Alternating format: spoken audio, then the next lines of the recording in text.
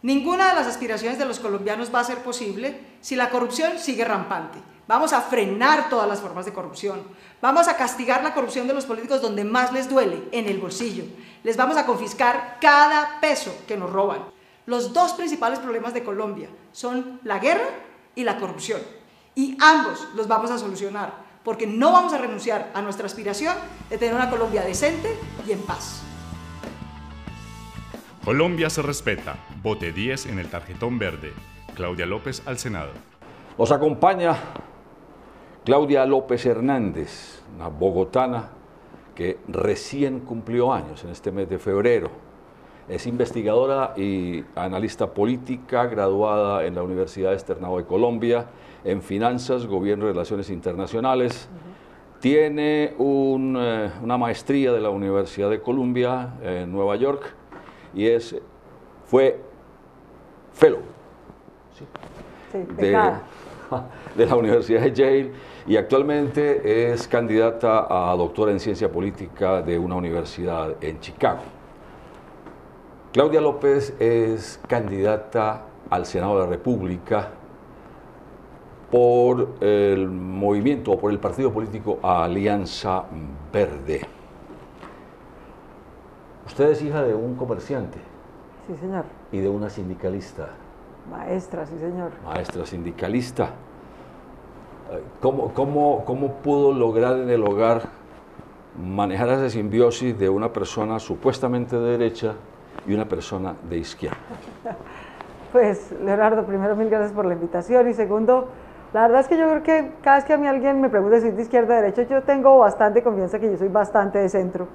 Porque mi padre, que es un comerciante, un hombre hecho a pulso, muy decente, muy disciplinado y trabajador, fue desafortunadamente muy extorsionado por la guerrilla y entonces su corazoncito es bastante uribista.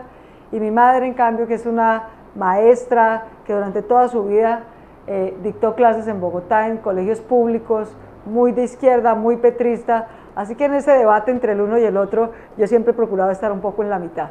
Ahora, pero yo hablaba de derecha, pero no sabía que era uribista, además, su papá. Bastante, él defiende mucho a Uribe, él dice que con él se recuperó la seguridad, y yo siempre le digo, hombre, padre, yo creo que es cierto, yo creo que cómo negar que Uribe fue parte de la solución de Colombia, que en buena medida tenemos a las FARC negociando gracias a su empeño en la seguridad, pero tampoco puedes desconocer que también fue parte del problema, que también fue parte de las élites y gobernantes colombianos que decidieron, en vez de tener justicia legal, tener paramilitarismo, y ese chistecito le costó la vida a 300.000 colombianos y no lo podemos pasar así nomás.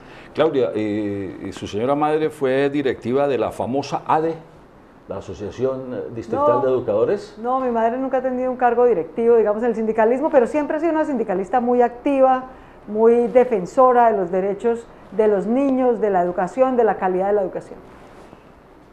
Y siendo de izquierda, ¿por qué la sacó de una oreja en una manifestación estudiantil cuando usted estaba en la Universidad Distrital? Pues porque antes que sindicalista es mamá, y yo estaba en la mitad de una protesta donde empezaron a tirarse piedra pues los estudiantes y la policía. Yo estudiaba en esa época en la Universidad Distrital, porque cuando salí del colegio yo no quería estudiar nada relacionado con ciencias sociales sino medicina. Desafortunadamente nunca logré pasar a medicina, entre tanto estudié biología en la Distrital.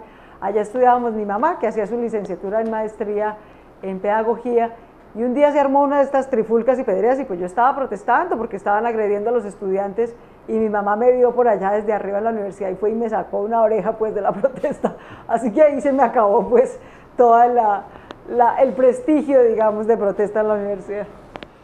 Claudia López es muy conocida por su posición como periodista, como analista, como investigadora, pero muy seguramente los santandereanos no saben que tiene experiencia administrativa.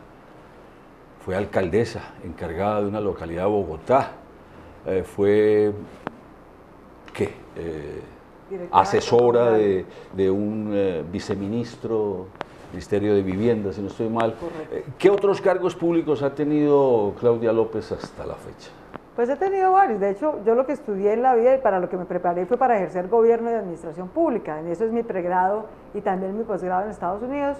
Y luego trabajé como alcaldesa local en la localidad de Santa Fe, que es el corazón del centro de Bogotá, donde hay un problema de espacio público, de corrupción de la policía, que limitamos muy seriamente, siendo alcalde Enrique Peñalosa. Recuperamos el espacio público para todo el mundo, para que pueda haber ventas ambulantes pero organizadas, y también espacio público para que la gente camine. Fue una experiencia muy bella. Luego fui directora del Departamento de Acción Comunal de Bogotá, que promueve toda la organización comunitaria y social de Bogotá. Fue un departamento muy bello que me permitió conocerme Bogotá de punta a punta, barrio por barrio, y promover la organización de jóvenes, la organización comunitaria, que es tan importante para la vida cívica de una ciudad. Luego fui consultora del Programa de Naciones Unidas en temas de gobernabilidad, de desarrollo local, y también trabajé para diferentes entidades como el Ministerio de Vivienda, promoviendo programas de vivienda y de subsidio en especie para los colombianos más pobres en todo el país. Usted ha dicho en estos días, lo vimos en un canal nacional, que esperaba que quien fuera su jefe, el alcalde de Bogotá, no se equivocara por tercera vez. Enrique Peñalosa. Espero que no se equivoque por tercera vez. ¿Cuáles fueron las anteriores equivocaciones de Peñalosa? Yo admiro mucho a Enrique, trabajé con él, le tengo un gran aprecio, pero desafortunadamente hemos tomado por dos rumbos políticos distintos. Hoy, por fortuna, nos volvemos a unir en el Partido Verde, pero en dos oportunidades anteriores. Enrique es un hombre que ha perdido las últimas 4 elecciones a las que se ha confrontado. Las últimas 2, yo creo que fundamentalmente por haberse aliado con un hombre que no le da ni a los tobillos, y no solo en estatura física, sino sobre todo en estatura moral. Álvaro Uribe es un hombre que no avalaría ninguna propuesta de equidad como la que le preocupa a Enrique, de manera que yo lo que espero y lo que le he pedido públicamente y en privado es que esta vez cumpla el compromiso de que no volverá al todo vale, de que no se volverá a aliar con Álvaro Uribe, que es la antítesis de nuestro proyecto político en la Alianza Verde, y que por el contrario habrá una campaña, como él ha dicho, para hacer el post-Uribe y defender la paz desde otra perspectiva. A usted la han perseguido permanentemente los personajes al margen de la ley, pero también el 13 de octubre del 2009 publicó esta columna en el diario El Tiempo, Reflexiones sobre un escándalo. ¿Usted estaba convencida de lo que le iba a suceder o esperaba que los santos le perdonaran que criticara la calidad periodística del diario El Tiempo y sus vínculos comerciales y políticos? Pues no, pero yo la verdad creo que ese no fue un problema de los Santos. Yo fui durante varios años columnista del periódico El Tiempo por invitación de Enrique Santos y de Rafael Santos, que debo decir siempre respetaron con total claridad lo que yo pensaba, lo que yo opinaba y lo que yo decía. En esa columna del 2009, con hechos, con fundamentos, puse en evidencia una cosa que cualquier lector podía verificar, y es un cubrimiento totalmente sesgado que hizo el periódico en esa época del escándalo de Agroingreso Seguro. Entre otras cosas, sesgado porque Uribito era el competidor de Juan Manuel Santos en esa época, entonces le estaban cargando la mano haciendo un periodismo de mala calidad, y yo los puse en evidencia. Desafortunadamente, el director de la época, Roberto Pombo, cometió este acto arbitrario y de censura que le costó mucho al periódico, más que a mí. Yo seguí difundiendo mis ideas en otros medios de comunicación, pero por fortuna es un hecho ya superado. Señor Roberto Pombo de Santos, ¿cierto? Correcto. El último día del mes de septiembre del año pasado, usted debió volver a salir de Colombia porque los bandidos de La Guajira, los amigos de Kiko, el actual gobernador, estaban dispuestos a atentar contra su vida. Estando fuera del país, ¿fue que le ofrecieron la posibilidad de ser candidata de la Alianza Verde? Sí, desde hace varios meses. La verdad es que desde hace más de año y medio, cuando nos reunimos en una tertulia, la que llamamos Pedimos la Palabra, nos reunimos en Bogotá, en Medellín, intelectuales de diferentes zonas del país, gente de Compromiso Ciudadano, el progresismo, diciendo, hombre, este país no se puede reducir al santismo versus uribismo, tenemos que ser capaz de ofrecerle una alternativa intermedia y distinta a esas dos. Y desde hace más de año y medio me lo habían propuesto, pero yo la verdad siempre me había resistido un poco porque no veía que esa alianza finalmente se concretara. Y me parece que aquí más importante que las personas tenemos que ser los proyectos es lo que trasciende, lo que recoge bases regionales. Finalmente logramos ponernos de acuerdo en esta Alianza Verde, que es una confluencia de fuerzas sociales, de fuerzas políticas, de movilización social con gente de más trayectoria política y gubernamental, que tenemos bases en todo el país, bases regionales, que no solamente somos un club de exalcaldes, sino liderazgos múltiples de todo el país y que esperamos, de verdad, con mucha decisión y decencia y proposición, ser capaces de transformar a Colombia y construir la paz. Claudia, nosotros hemos pensado y lo hemos dicho muchas veces aquí, que a los bandidos de cuello blanco, a los servidores públicos que se roban la plata de la salud, de la educación, no los debían sancionar ni meterlos a la cárcel, sino quitarles lo que se han robado y lo que han conseguido después con esos dineros robados. Es la primera vez que nosotros escuchamos a una candidata, a un candidato al Congreso con un tema similar, con una propuesta similar. ¿Cómo es la historia de que debemos expropiar a los bandidos del Estado lo mismo que se ha expropiado a los bandidos de la mafia?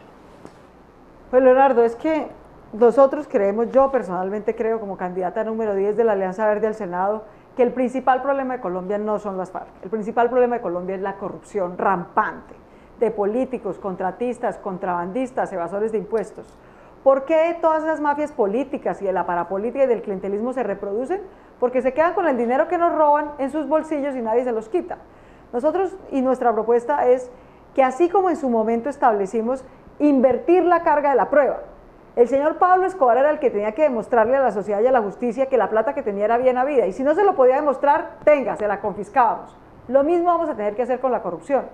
Todos los políticos, civiles, militares, funcionarios públicos de todo nivel o contratistas, vamos a tener que declarar, por supuesto incluyéndome, cuál es nuestro patrimonio y nuestros ingresos al inicio de nuestra función pública. Y cada peso que no podamos justificar es sujeto de confiscación y tiene que volver al erario público. La verdad es que aquí tenemos que tomar medidas drásticas para sancionar esa corrupción y sobre todo para recuperar la plata de los colombianos, que vuelva al erario público y que se invierta en salud, educación, en carreteras, que es lo que necesitan los colombianos. Sí, Claudia, porque como usted puede ver en la pantalla, en Santander, la esposa de un parapolítico condenado, la señora Doris Vega, es candidata al Senado. El hijo de un controvertido exdirector de la DIAN, compadre y socio de Álvaro Uribe, Marcos Díaz Barrera, además primo de un exparlamentario santandereano, Iván Díaz Mateus, condenado también por la vagabundería, por el carrusel de las notarías, y hermano de un exalcalde de Floridablanca, aquí en el departamento de Santander, destituido e inhabilitado, es candidato. Y lo mismo el hijo de un exparlamentario que está preso aún, Óscar Villamizar, es candidato. La mujer de Iván Díaz Mateus, condenado por parapolítica, Lina Barrera, candidata, y el famosísimo hijo de Hugo Aguilar Naranjo, el mitómano aquel que le mintió al mundo diciéndole que había matado a Pablo Escobar, cuando lo hicieron fueron los señores de las AUC. Hermano del gobernador de Santander, es candidato al Senado de la República. Vale decir que si no les quitan la plata, como usted está proponiendo, no pasa nada. Desde la cárcel, el señor Aguilar, además ahora, supuestamente se enfermó. Todos los bandidos.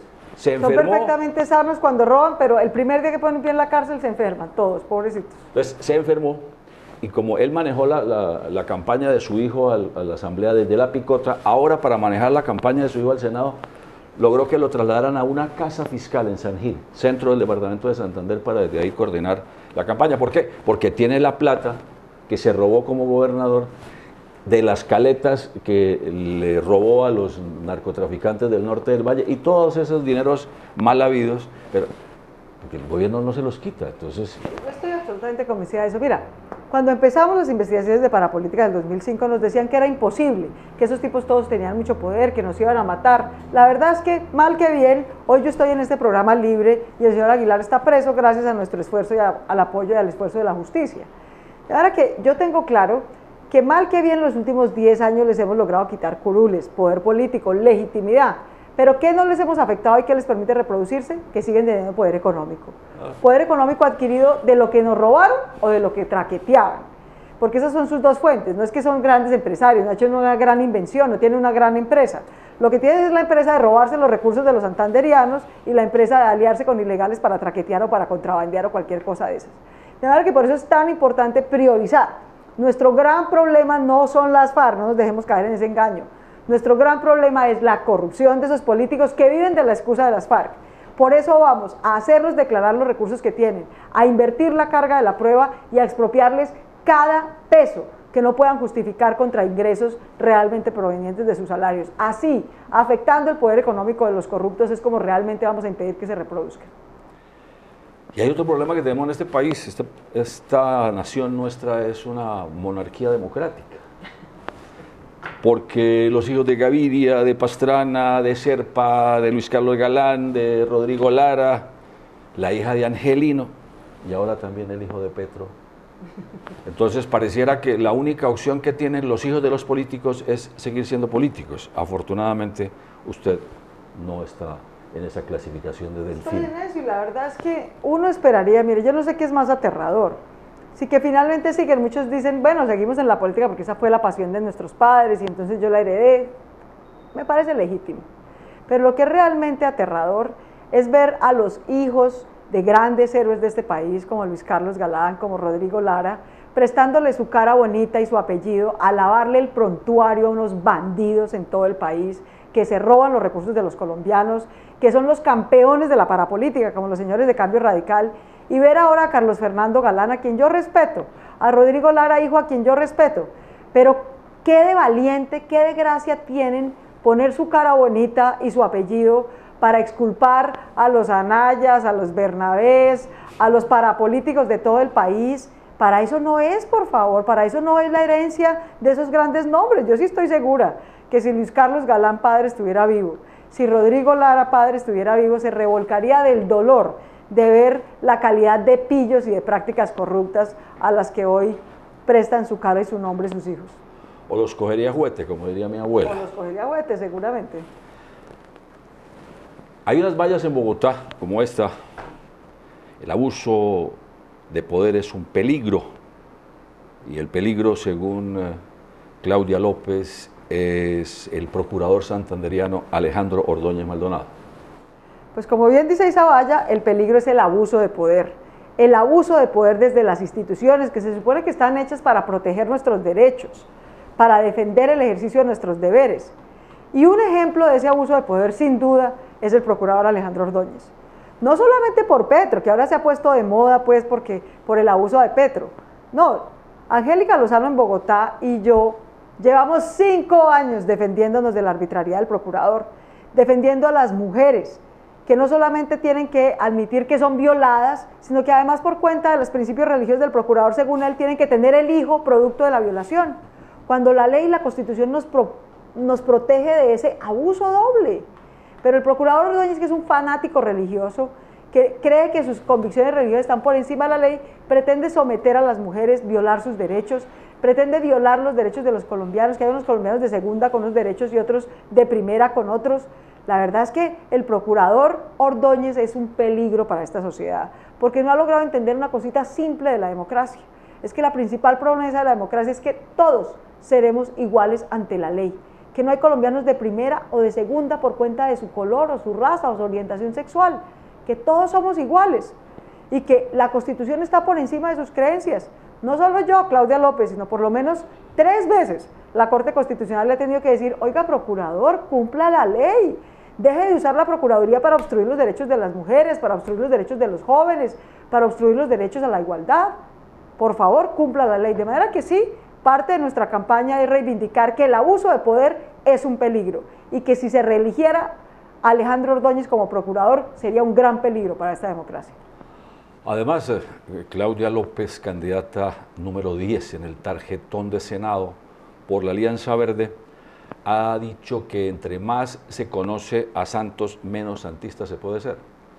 Pues sí, la verdad es que yo que no voté por el presidente Santos, voté por Antanas Mocus, desafortunadamente perdimos las elecciones, pero cuando empecé a ver, digamos, las propuestas de inclusión económica, del proceso de paz del presidente Santos, dije, bueno, la verdad están resultando unas propuestas interesantes.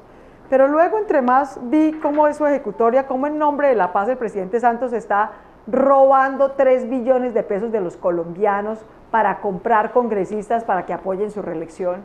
Con esa plata es que están financiando el mundo de vallas y publicidad y carros y compra de votos que estamos viendo a manos llenas en Santander, en la costa Caribe, en todas las regiones de Colombia. Aquí a quienes creíamos que el problema de la reelección era de Uribe, que nos había salido pues medio torcido y había comprado con la GIS política la reelección, la verdad es que la de Santos nos está saliendo más cara, porque Uribe por lo menos era un político popular que no dependía tanto de los políticos regionales. En cambio Santos es un tipo pues que más carisma tiene una Tapia, pues, que no es ningún político que realmente esté tratando de conquistar el voto popular, sino que depende de los políticos regionales a quienes compra con los recursos de los colombianos.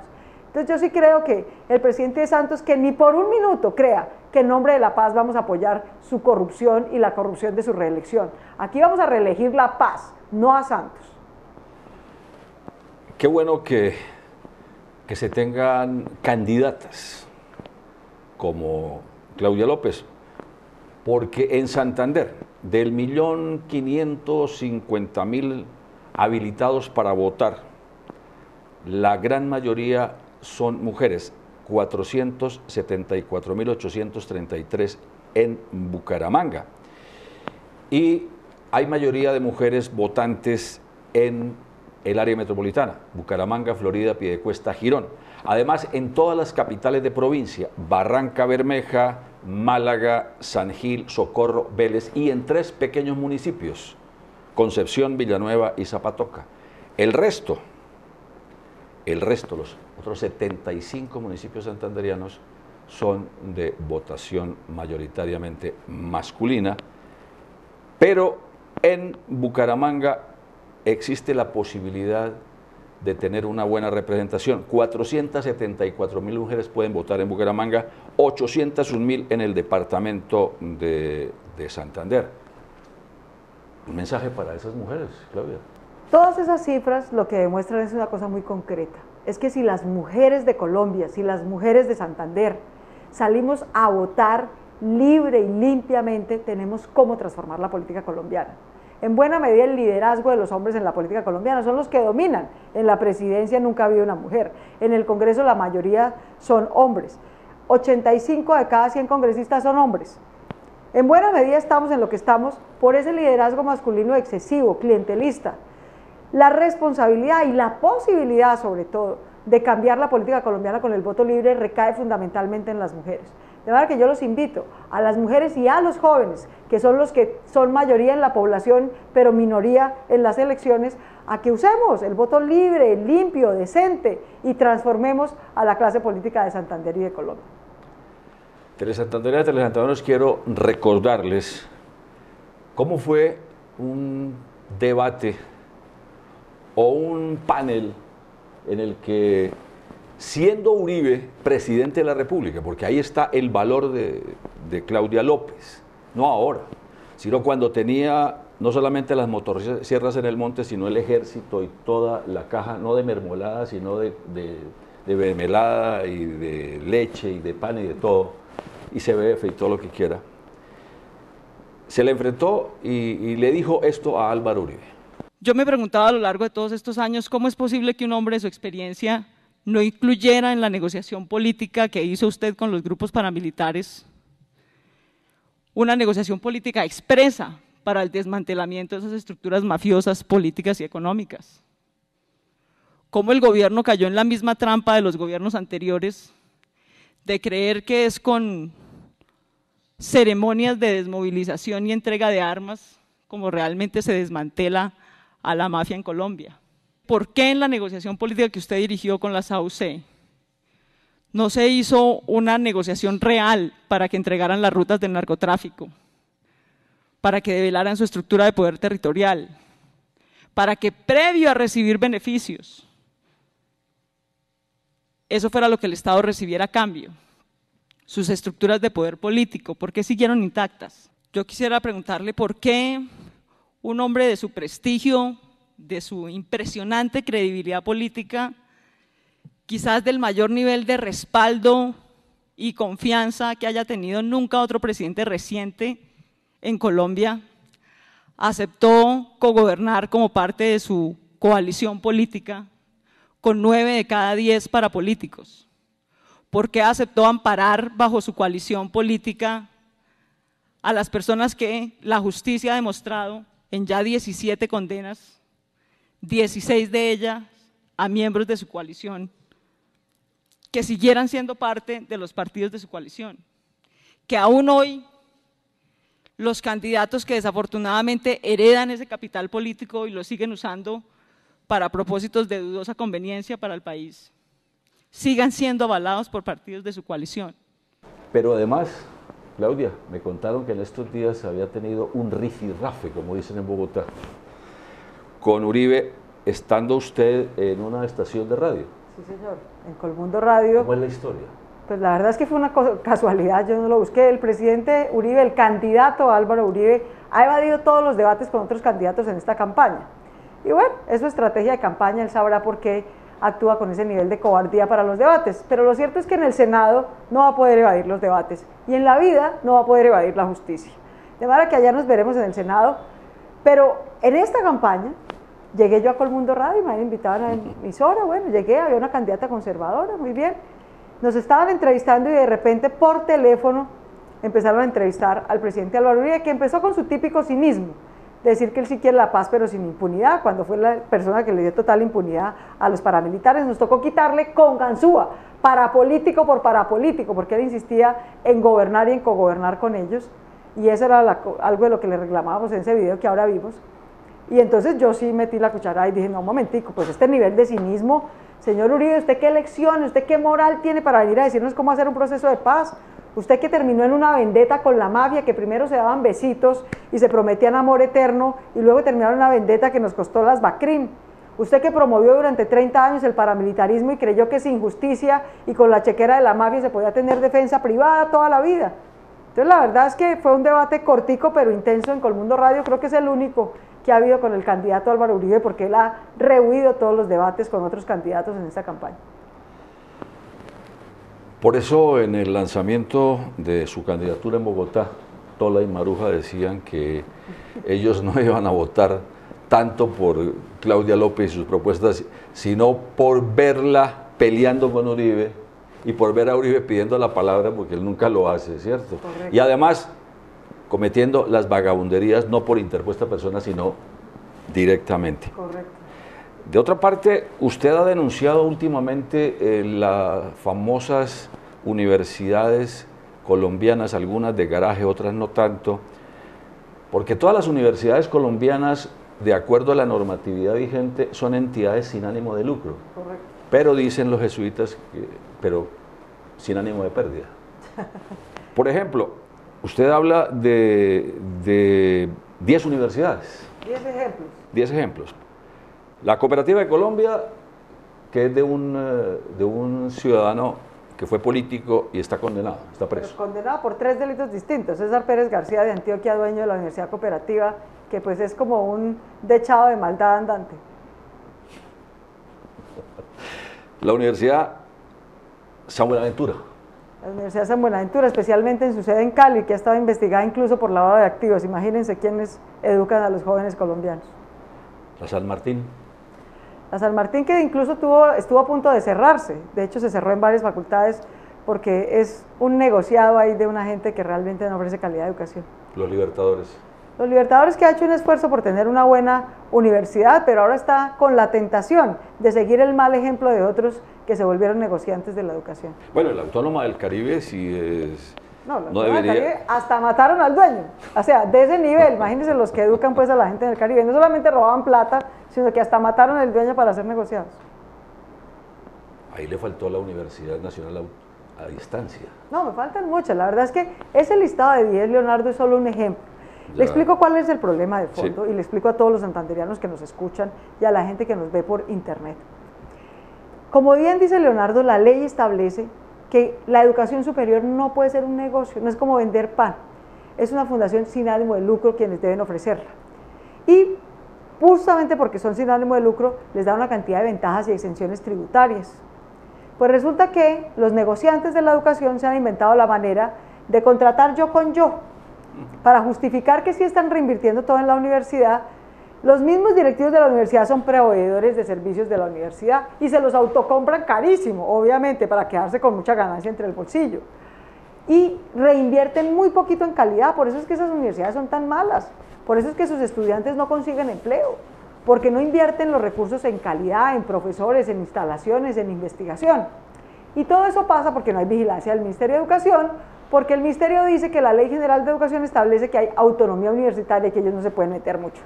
Nosotros vamos a llegar al Congreso a meter a esos negociantes de la educación en cintura, los que quieran tener un negocio de algo que se trasladen a otra actividad, pero los que se queden en la educación superior vamos a discernir ese principio de autonomía universitaria para que no sirva de excusa. Vamos a decir, una cosa es la autonomía académica, está muy bien que haya autonomía académica, libertad de cátedra, el gobierno no le tiene por qué decir a las universidades ni qué enseña ni cómo lo enseña, pero lo que sí no van a seguir teniendo es total autonomía financiera y administrativa. En adelante la Ley General de Educación determinará que 2 de cada 10 pesos de matrícula se tiene que ir en becas a los más pobres, porque necesitamos mejorar la equidad en el acceso a la educación superior, que hoy es muy deficiente. Que otros 2 de cada 10 pesos se tiene que ir a becas para los más pilos, independientemente de su nivel de ingreso socioeconómico, para que mejoremos la calidad de la educación. Y que otros 2 de cada 10 pesos de matrícula se tiene que ir a investigación, ciencia y tecnología, para que realmente sean centros de producción de conocimiento. De manera que 6 de cada 10 pesos en total de las matrículas les vamos a decir cómo se lo tienen que gastar y vamos a mejorar la calidad de la supervisión y vigilancia del Ministerio de Educación para que no sigan estos negociantes haciendo lo que quieren con la matrícula. Y por último vamos a penalizar eso de que los directivos de las universidades se contratan yo con yo al estilo Saludcop. Eso es ilegal, así como era ilegal en la salud, y Saludcop también será ilegal en la educación. A propósito de Saludcop, veamos este video de cómo la periodista Joana Contreras y la camarógrafa Laura Vargas fueron atacadas por funcionarios de Saludcop en Bogotá.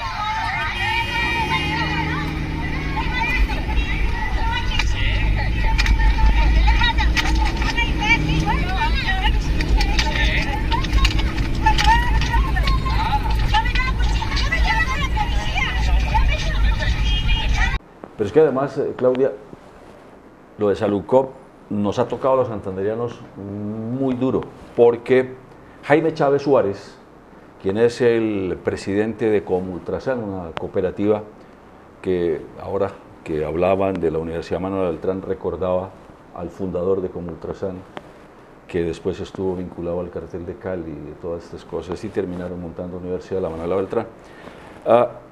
Jaime Chávez, directivo de Saludcop, fue sancionado por la Procuraduría, está siendo investigado por la Fiscalía y ahora la Contraloría les ordenó devolver a esos directivos, entre ellos Jaime Suárez, 1.8 billones de pesos. 1.800.000 millones de pesos. Y los ahorradores santandereanos están preocupados porque presumen, como lo alerta la misma Contralora en el fallo, que la plata para pagarle al Estado lo que se robaron en Saludcop o lo que permitieron que se robara puede salir de los ahorradores santandereanos. No, la verdad ahí lo que tenemos es que estar atentos como ciudadanos, atentos como periodistas, haciendo control político. Es que no se pueden tomar del pelo, además de que nos roban una vez, después van a decir que nos van a pagar con nuestra misma plata. O sea, eso no tiene sentido. Por fortuna la Contraloría está ahí atenta. Me parece que la Contraloría General de la Nación, la señora Contralora, ha tenido un papel riguroso y muy importante en el destape de Saludcop.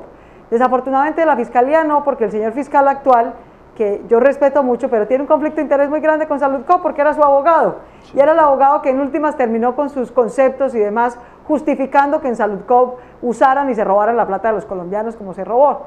De manera que hay que apoyar a la Contralora, hay que apoyar a la Contraloría y movilizarnos como ciudadanos para que Saludcom no nos siga robando y para que no venga ahora con el cuentico de que nos va a pagar pero con nuestra propia plata. Por eso es que hay que votar por mujeres y por mujeres valientes y por mujeres capaces y por mujeres inteligentes como Claudia López. Usted simplemente en el tarjetón frente al símbolo... El número 10 de la Alianza Verde en Senado. Puede marcar solamente el 10 frente a la Alianza Verde o marcar Alianza Verde y el 10. Correcto. En todo caso, marque el 10 de la Alianza Verde. Yo los invito también en que en la Cámara de Representantes de Santander nos acompañen marcando el número 101 por Jairo Puente, que es un hombre decente, un académico, defensor del medio ambiente, defensor del páramo de Santurbán, porque juntos como equipo, esto no se trata de heroínas ni de héroes, sino de que hagamos equipo entre gente decente, propositiva, para cambiar ese Congreso. Y Jairo también está defendiendo el único pulmón verde del área metropolitana de Bucaramanga que el niñito, el jovencito, hijo de Aguilar Naranjo, quiere convertir en un cerro para la distracción, atentando contra la ecología, el famoso latrocinio de Santurbán que hemos nosotros bautizado, el famoso monumento a Jesús. Correcto. Y Jairo ha sido uno de los defensores de este lugar importantísimo para los santanderianos. Así es que tenemos que empeñarnos en ser civilizados, no podemos ser esta manada de salvajes que nos tiramos el medio ambiente, el agua, el aire, la biodiversidad. Primero lo primero, nosotros podemos vivir sin oro, pero no podemos vivir sin agua y aire. Entonces no se trata de que no haya desarrollo, no se trata de que no haya minería u otro tipo de proyectos como estos parques, sino de que los haya bien hechos, sin afectar el agua, el medio ambiente, la diversidad. Podemos hacer las cosas bien y de eso es de lo que se trata. Además, Claudia López ya le ganó a un expresidente de los colombianos, ¿no? La famosa denuncia contra ella por injuria y calumnia de Samper la fallaron a su favor. Sí, es que la verdad es que el cinismo de los políticos es increíble. ¿Qué tal el señor Ernesto Samper, que se financió con recursos de la mafia, del cartel de Cali? Está perfectamente comprobado que más de 6 millones de dólares, gracias a esos 6 millones de dólares del cartel de Cali, de la mafia, que fue una colecta de mafiosos de la época, llegó a la presidencia. Y por decir yo eso en una columna y recordar que por investigar eso asesinaron a varias personas, entre ellas la monita retrechera, entonces el señor me demandó que porque yo injuria y calumnia y porque él quería imponer su versión de la historia. Por fortuna no nos amedrantamos, fuimos hasta los tribunales. Yo creo que soy la única colombiana que ha vencido en juicio 2 veces a un expresidente de la República, lo cual demuestra, Leonardo, sí, que si los presidentes tuvieran un fuero normal, como el de todos los colombianos, no ese fuero del Congreso y de la Comisión de Acusaciones que les da impunidad, no pasarían por el examen de un juez independiente como no pasó Samper. No, y le ganó al exgobernador de Antioquia, usted lo denunció y ahora está preso. Sí, esa fue una batalla de 7 años, porque claro, como Uribe era antioqueño, amparaba y protegía especialmente a los políticos muy corruptos y parapolíticos de Santander como Luis Alfredo Ramos, que no solamente se alió con los paramilitares desde el año 2002, como dije yo en mi investigación, no, la Corte ha determinado que era desde los 90, ¿no? De manera que aquí lo que hemos tenido que hacer es enfrentarnos con rigor, con valor, sin ser heroínas, por supuesto, yo no me voy a hacer matar estúpidamente, pero sí con perseverancia, con disciplina, con capacidad de proposición, porque aquí no se trata solamente de denunciar a los corruptos, sino que nuestro gran desafío es reemplazar a esos corruptos y a esos bandidos con el voto libre y el voto limpio. Muchísimas gracias a Claudia López por haber aceptado esta invitación de Tele Santander. Mil gracias, Leonardo, y les reitero nuestra gratitud con esta tierra que siempre nos ha recibido con generosidad, y los invitamos a que sepan que estamos juntos en estas luchas, que ustedes no están condenados ni a los dinosaurios ni a la parapolítica, que aquí hay alternativas, y los invitamos a marcar el número 10 de la Alianza Verde a Senado, que es mi número. Estamos en Dígame, el estelar de opinión de la televisión colombiana para el mundo vía internet, de los días domingos y de los lunes festivos.